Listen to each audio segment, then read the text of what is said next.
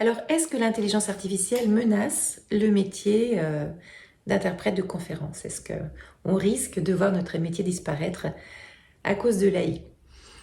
Peut-être, peut-être.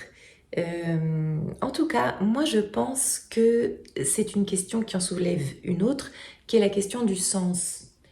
Et que finalement, ce qu'il faudrait savoir, c'est comment est-ce que je conçois mon métier? Comment est-ce que je conçois mon métier d'interprète? Si mon métier d'interprète est un métier qui est purement technique, si ce qu'il faut pour être interprète, c'est une mémoire à court terme ultra performante, être très rapide, avoir une élocution parfaite, avoir une voix posée, avoir des connaissances encyclopédiques, être toujours à la page de ses connaissances, donc il faut se renouveler en permanence, avoir des capacités de synthèse, d'analyse, etc., etc., une connaissance des langues étrangères évidemment archi précise et nuancée. Si c'est cela et uniquement cela, dans ce cas-là, de quoi est-ce que je me sers quand je suis interprète? Mais je me sers finalement de ma puissance de calcul. En fait, j'utilise mon cerveau euh, comme un ordinateur et c'est ça que je mets en œuvre dans un effort quand même toujours plus intense pour rester performante, même dans des situations extrêmes. Par exemple, même lorsque l'orateur lit un papier à toute vitesse, au point que lui-même n'est pas capable de lire sans bafouiller et sans se prendre les pieds dans le tapis. Et que ça se succède pendant 8 heures. Voilà. Si mon métier, donc, c'est ça et ce n'est que ça, je pense très sincèrement que c'est une question de temps. Effectivement, l'intelligence artificielle fera ça ou fait ça mieux qu'un être humain, puisqu'il ne s'agit finalement que de puissance de calcul. Donc c'est une question de temps. En fait, on est déjà dépassé. Sauf que, pour moi, l'interprétation de conférence, l'interprétation tout court d'ailleurs, ce n'est pas ça. On s'appuie là-dessus, mais l'essentiel du métier n'est pas là. Et ça, c'est mon point de vue. Et c'est pour ça que je disais que c'est une question de sens. Quel est le sens de ce métier? Pourquoi est-ce que je le fais? Moi, je ne le fais pas pour, je ne sais pas, être une sorte de perroquet savant et montrer que je suis capable, en simultané, de raconter un tas de choses dont, en fait, avant-hier, j'avais aucune idée. Non, pas du tout. L'interprétation, pour moi, l'interprète, c'est ça, c'est un messager. C'est quelqu'un qui est à la jonction entre deux cultures, deux langues, deux langages, deux façons d'être, deux états d'esprit, deux personnes, deux silences quelque part. Il y a quelque chose de très fin, de très poétique, de très subtil. Il y a une présence, c'est une danse avec l'orateur. C'est un jeu d'acteur aussi. C'est ça l'interprétation. Pour moi, c'est ça. C'est profondément humain. Et ça, l'intelligence artificielle ne le fait pas. Ça l'intéresse pas d'ailleurs. Alors oui, on peut très bien interpréter des conférences avec l'intelligence artificielle. Elle est performante. Mais ce n'est pas ce qui intéresse les personnes qui ont réellement besoin d'un interprète. Il m'est arrivé, et pas plus tard qu'hier, avant-hier, d'interpréter pour des ingénieurs dans le domaine du chemin de fer.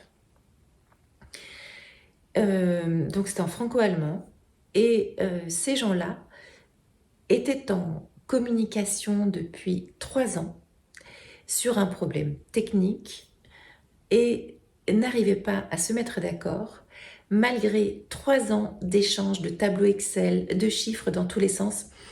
Ce sont des gens qui exercent le même métier. C'est un métier donc technique où on pourrait croire que les chiffres, les chiffres ce sont les mêmes partout. C'est-à-dire qu'il est plus facile de se comprendre sur des résultats de tests en laboratoire, sur des essais techniques, que sur de la poésie, a priori. Eh bien, en réalité, ce qui leur manquait, ce n'était pas une puissance de calcul supplémentaire, ce n'était pas une intelligence artificielle ultra performante qui serait capable de tout traduire dans la plus grande des précisions et des rapidités. Non, ce qui leur manquait, c'était le contact. Et après 3 années d'échanges infructueux, ils se sont rencontrés avec moi au milieu en tant qu'interprète et j'ai vu comment à un moment donné la réunion a basculé et on s'est compris quelque part. Et il fallait une rencontre humaine avec la présence d'un interprète, d'une interprète, pour que ce soit possible. Ils se sont répandus en remerciements parce que finalement, l'interprétation, c'est ça. Et techniquement, j'ai pas fait grand-chose. Enfin, ce ne sont pas mes compétences linguistiques qui ont permis de résoudre la situation. C'est notre présence à tous en même temps. C'est une espèce voilà, c'est le dialogue tout simplement, c'est le contact, c'est l'humain. Et même dans un domaine ultra technique et ultra normé. Donc finalement, l'interprétation, c'est ça. C'est ça, et c'est ça qui en fait tout le sel, c'est ça qui en fait toute la poésie, c'est ça qui en fait toute l'utilité. Et pour moi, c'est là que il serait intéressant de se développer si on a envie de devenir interprète, si on est interprète. C'est dans ce sens-là qu'il faut aller. Si dans mon métier d'interprète, je muse à vouloir toujours faire plus fort que la machine, j'ai des collègues, vous savez, qui font de la simultanée tout seuls pendant 8 heures. Parce qu'ils ont envie d'être très performants et d'être concurrentiels par rapport à d'autres qui veulent travailler en binôme ou par rapport à des machines, etc. Donc, il y a de tout sur le marché d'interprétation. Si ce que je cherche, c'est devenir un parfait petit soldat, un robot ultra performant, toujours mieux, toujours plus loin, un jour ou l'autre, je vais craquer. Et oui, là, je suis parfaitement remplaçable par une machine. Mais c'est pas ça. En tout cas, moi, c'est pas pour ça que j'ai voulu devenir interprète. C'est pas pour être une experte, une linguiste émérite. C'est pas pour étaler ma science. Non, mon Dieu. C'est pour faire un métier profondément humain, avec des humains. Alors, à l'avenir, à l'heure du tout anglais, à l'heure où dans les grandes réunions, les grandes conférences, etc., de nombreuses interventions sont lues et ont de toute façon été rédigées par l'intelligence artificielle, peut-être qu'effectivement, à cet endroit-là, les interprètes vont devenir obsolètes.